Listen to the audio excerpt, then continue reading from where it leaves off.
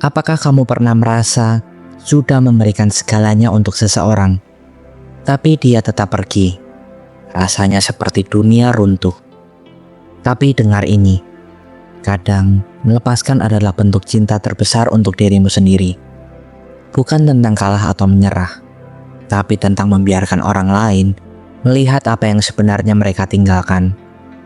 Hari ini, aku akan ajak kamu memahami kenapa membiarkan dia kehilangan kamu justru bisa jadi langkah terbaik yang pernah kamu ambil. Apakah kamu siap? Mari kita bahas bersama-sama.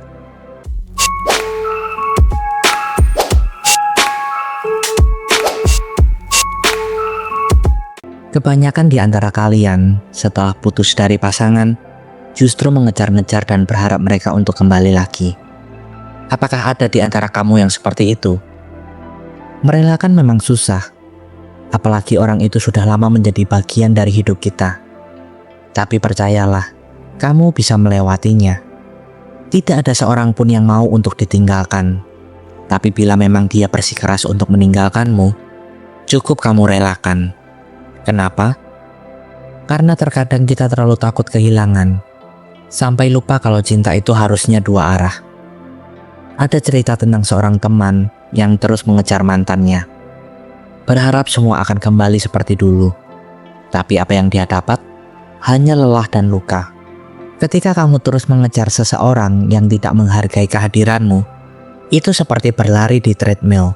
Capek, tapi tidak akan kemana-mana.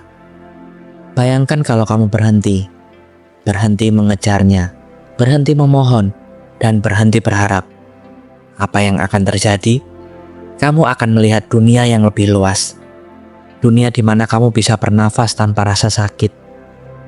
Ketika dia pergi, biarkan saja. Ini bukan tentang menyerah, tapi tentang memberi dirimu ruang untuk menemukan kebahagiaan yang sebenarnya. Percayalah satu hal ini. Karena hal ini, saya tidak pernah mau meninggalkan seseorang. Karena apa? Karena penyesalan itu akan selalu datang dalam kehidupan kita. Satu prinsip ini yang saya pegang teguh dalam menjalin sebuah hubungan. Lebih baik kita yang ditinggalkan daripada kita yang meninggalkan. Karena hal ini berkaitan dengan rasa penyesalan di kemudian hari.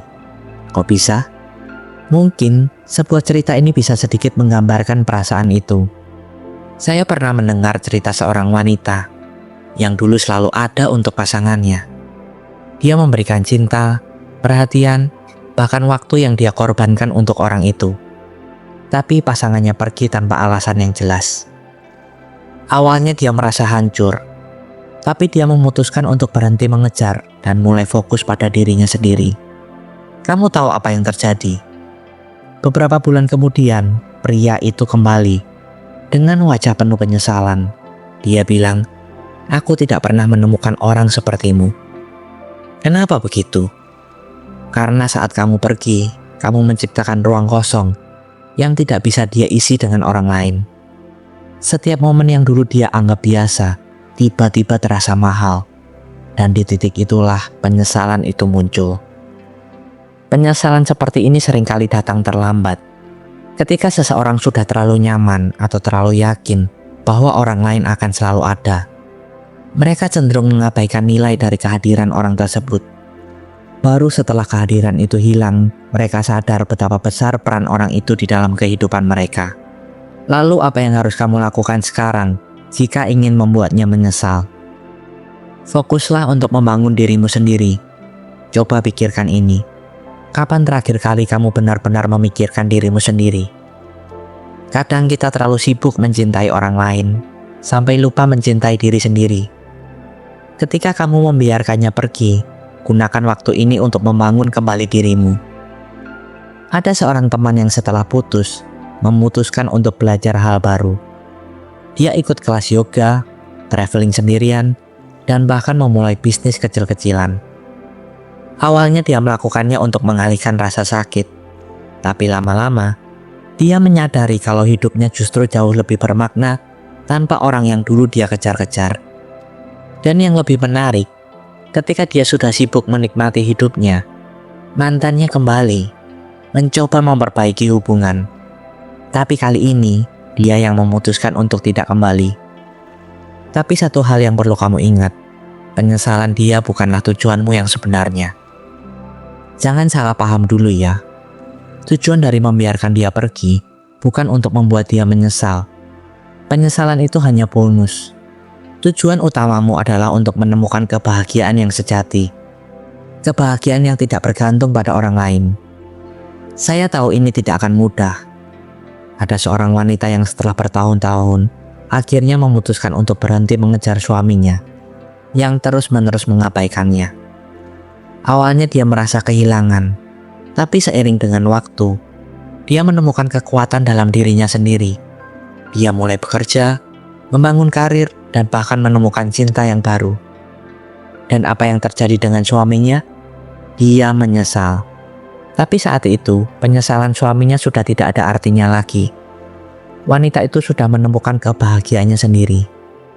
Saya akan mengajarkanmu sebuah seni melepas, di mana seni melepas akan mendapatkan dukungan dari alam semesta. Renungkan ini baik-baik. Saat kamu belajar untuk melepas, kamu sebenarnya sedang membuka dirimu untuk menerima peluang dan keajaiban baru dalam hidup. Alam semesta tidak pernah membiarkan ruang kosong tanpa arti.